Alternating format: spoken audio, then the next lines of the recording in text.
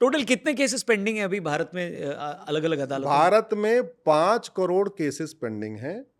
5 crore case के कारण 5 करोड़ परिवार टेंशन में है। एक परिवार में 6 आदमी मान के चलिए तो 30 करोड़ भारतीय टेंशन में। भाई अगर आपके खिलाफ केस चलेगा तो आप ही थोड़ी टेंशन में नहीं, रहोगे। कुछ परिवार में 6 नहीं है, 12-14 भी हैं। तो आप नंबर बढ़ाइए थोड़ा सा तो, इसमें। हाँ, तो 7 मान लेते हैं। ठीक है। तो 5 से 35 करोड़ लोग नहीं, टेंशन। फेयर है ना भाई, मैं ये भी गूगल पे है। नहीं नहीं, ये भी फैक्ट है। हाँ, हाँ। नहीं, वो तो दिल्ली, आपको देश की राजधानी दिल्ली में ही आपको मैं 22 परिवार वाला, 24 परिवार वाला राशन कार्ड दिखा सकता हूँ। अच्छा। सीमापुर में चलिए, ओखला में तो ये चलिए, 24 परिवार वालों को भी सारी वेलफेयर स्कीम्स का फायदा 24 है? परिवार वालों को भी। अगर आपके पास परिवार में 5 लोग हैं तो हुँ। आपको 25 किलो गेहूं मिलेगा, और आपके परिवार में अगर 25 लोग हैं तो आपको 125 किलो गेहूं मिलेगा। मतलब छोटा परिवार है तो आप थैला लेके जाइए, और बड़ा परिवार है तो आप बड़ा बोरा लेके जाइए, और बोरा भर के ले आइए। और अगर 4 लोग एक साथ जा रहे हैं, छोटा हाथी ले जाइए। छोटा हाथी ले जाइए, हाँ, उसमें छोटा हाथी ले जाइए। वापस आते हैं केसेस पे। तो आप कह रहे हैं 5 करोड़ केसेस हैं, हाँ, तो 5 करोड़ परिवार हैं। अगर 6 माने तो 30 करोड़ लोग अफेक्टेड हैं अभी। अमेरिका के बराबर। अमेरिका की जनसंख्या 33 करोड़ है। बाप रे! मतलब आप ऐसे समझिए कि रूस की जनसंख्या 15 करोड़ है और भारत में 30 करोड़ लोग मुकदमों कारण टेंशन में है। ऑस्ट्रेलिया की जनसंख्या 2 करोड़ है और भारत में 30 करोड़ लोग मुकदमों कारण टेंशन में है। यानी 15 ऑस्ट्रेलिया के बराबर लोग भारत में मुकदमों से टेंशन में है। कनाडा की जनसंख्या 4 करोड़ है, भारत में 30 करोड़ लोग मुकदमों कारण टेंशन में, लगभग 7 कनाडा। ब्राजील की जनसंख्या 22 करोड़ है, यहाँ 30 करोड़ लोग मुकदमों कारण टेंशन में। तो जब इतने केसेस और ये पेंडिंग हो है। क्यों रहा है? हाँ, हाँ। अब क्यों हो रहा है, इसमें मेरी अलग अलग मेरी 2-3 PIL है। हुँ। भारत में केस बढ़ने का कारण ये है, झूठी शिकायत कोई सीरियस क्राइम नहीं है, झूठी जांच करना कोई सीरियस क्राइम नहीं है, झूठा FIR करना कोई सीरियस क्राइम नहीं है, झूठा एफिडेविट फाइल करना कोई सीरियस क्राइम नहीं है, झूठी गवाही देना कोई सीरियस क्राइम नहीं है, झूठा बर्थ सर्टिफिकेट, झूठा डेथ सर्टिफिकेट, डॉक्यूमेंट बनाना क्राइम झूठा नहीं है। डॉक्यूमेंट बनाना कोई क्राइम नहीं है, दूसरों की वसीयत बनवा लेना कोई सीरियस क्राइम नहीं है, फर्जी विरासत बनवा लेना कोई क्राइम नहीं है, कुछ क्राइम ही नहीं है। मतलब मैं कई बार सोचता हूं, हमारे संविधान निर्माताओं ने 1947, 48, 49, 50 में, जबकि कोई व्यवस्था नहीं थी, फिजिकल कॉपी मंगाई गई 10 देशों के संविधान की, फिर उसको पढ़ा, पढ़ने के बाद बेस्ट प्रैक्टिसेस अडॉप्ट किया। आज की डेट में जहां सब कुछ, सारे दुनिया का संविधान गूगल पे पड़ा हुआ है, क्लिक करते PDF बाहर आ जाती तो है, उसको इम्प्लीमेंट करो। उसको नहीं इंप्लीमेंट करते। ऐसे लगता है कि वो कमरे में बैठ के कॉफी पीते पीते, जो पुराना वाला कानून होता था, नई बोतल में पुरानी शराब, जैसे कहावत है, वो नई बोतल पुरानी शराब कर देंगे, धारा इधर से उधर कर देंगे, थोड़ा पेनाल्टी आगे पीछे कर देंगे, जहां पेनाल्टी 500 उसको 5000 कर देंगे, जहां पेनाल्टी 1000 उसको 10,000 कर देंगे, और रीफ्रेजिंग करके उसको लेकर सौंप देते हैं। क्यों? क्योंकि घटिया कानून एक बहुत बड़ा प्रॉफिटेबल एक एरिया है। कानून जितना घटिया होगा, अपराध उतना बढ़ेगा। कानून जितना घटिया होगा, उतना करप्शन होगा, और करप्शन और क्राइम के अल्टीमेट बेनिफिशियरी कौन है? आप खुद समझ सकते हैं, नेता नौकरशाह है। जितनी अराजकता फैलेगी, जितना क्राइम होगा, उतने तो लोग नेताओं के पास जाएंगे, भैया देखो हमको न्याय नहीं मिल रहा, हमारा FIR नहीं दर्ज हो रहा, हमारी ये हो गया, हमारा वो हो गया। बोले अच्छा ठीक है, माला पहनाओ, तुम्हारा हम काम कर रहे हैं। ये अपने आप में इज्जत लेने का, सम्मान लेने का बढ़िया तरीका है। जितना घटिया काम होगा, तो पुलिस के पास ये अपॉर्चुनिटी रहेगी, ये वाला धारा लगा दे, ये वाला धारा लगा दे, ये वाले धारे में 10 लाख रुपए रेट, ये वाला धारा में 5 लाख रेट, और अगर एक भी पैसा नहीं दिया फिर तीसरी वाली ये धारा लगा दूंगा। अभी एक पकड़ा गया इंस्पेक्टर गुजरात में, उसने बोला कि भाई देखो, लफ्ज़ जिहाद तुम्हारे ऊपर बन रहा है, 2 लाख रुपए दे दोगे तो लफ्ज़ जिहाद वाली धारा नहीं लगाएंगे। तो ये जो ये मिला, वो चूंकि कानून क्रिस्टल क्लियर नहीं है, तो पुलिस भी उसका मैनिपुलेशन कर रही है, ठीक है, जांच करने वाले उसका मैनिपुलेशन कर रहे हैं, जजेस भी उसका मैनिपुलेशन कर रहे हैं। इसलिए एक ही अपराध में डिस्ट्रिक्ट कोर्ट फांसी देती है, हाई कोर्ट आजीवन कारावास देती है, और कई बार तो सुप्रीम कोर्ट में वो बरी भी हो जाता है। एक ही अपराध में गाजियाबाद की कोर्ट अलग सजा देती है, दिल्ली की कोर्ट अलग सजा देती है, और गुड़गांव कोर्ट अलग सजा देती है। एक ही अपराध, कानून एक है, व्याख्या करने वाले अलग अलग हैं। उसका बड़ा कारण है, एक तो हमने जजेस के लिए ऑल इंडिया लेवल पे कोई एग्जाम शुरू नहीं किया, जैसे IAS का एग्जाम होता है। हमने इंजीनियर बनाने के लिए JEE शुरू कर दिया, JEE एग्जाम होता है।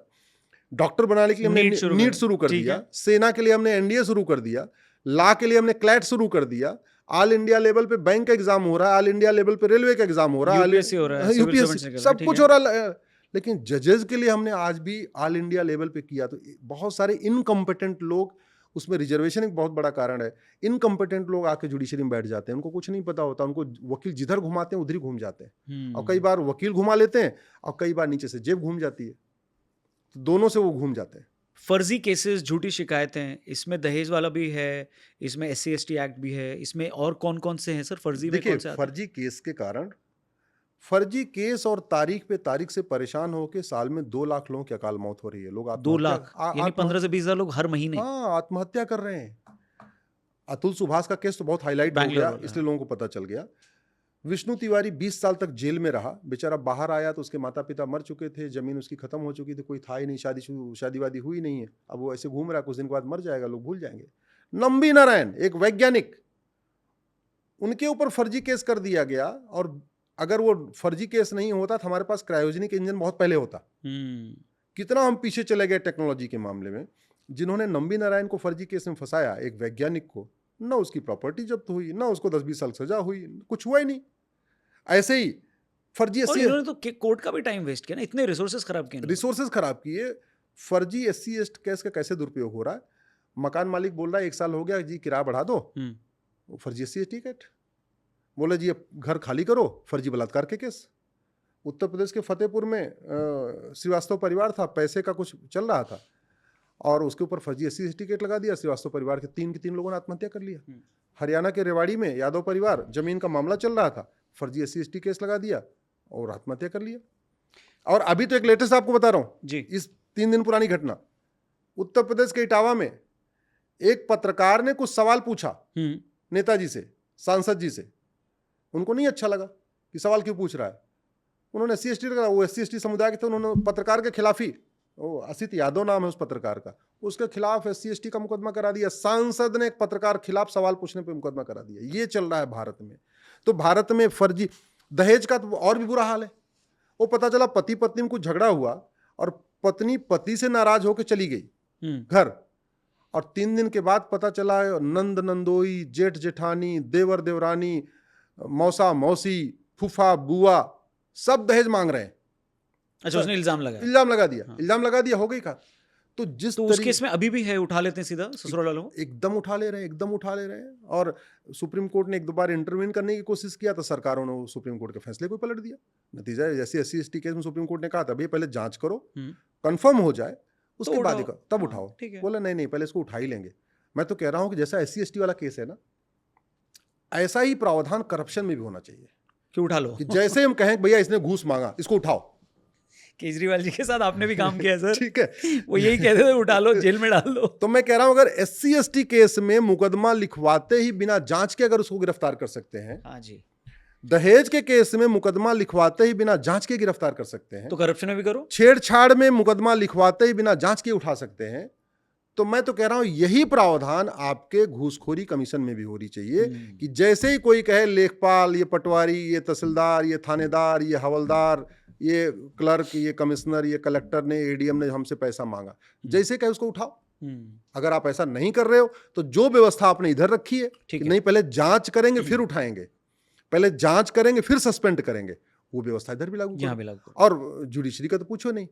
यशवंत वर्मा जी के घर में पूरा नोटों की बोरियां मिल गई, सब कुछ हो गया, उसके बाद वो जज भी बने रहे, अभी उन्होंने इस्तीफा दे दिया। तो मुझे नहीं लगता कि उनकी पेंशन रुकने वाली है, नहीं मुझे नहीं लगता कि उनको रिटायरमेंट के जितने बेनिफिट मिलने वाले कोई कम होने वाले। तो ये कहते भारत में संविधान है, कहते हैं भारत में कानून के सामने सब समान है, कहते हैं भारत में सब एक, कानून की नजरों में सब एक, ये महा झूठ है। ये यहाँ पे 2 विधान चल रहा है, अलग अलग लोगों के हिसाब से विधान चल रहा है। केवल जाति, भाषा, क्षेत्र, लिंग के और पंथ के आधार पर विधान नहीं चल रहा है, यहाँ तो क्लास के आधार पर विधान चल रहा है। नेता नौकरशाह के लिए अलग विधान है, आम जनता के लिए अलग नियम कानून है।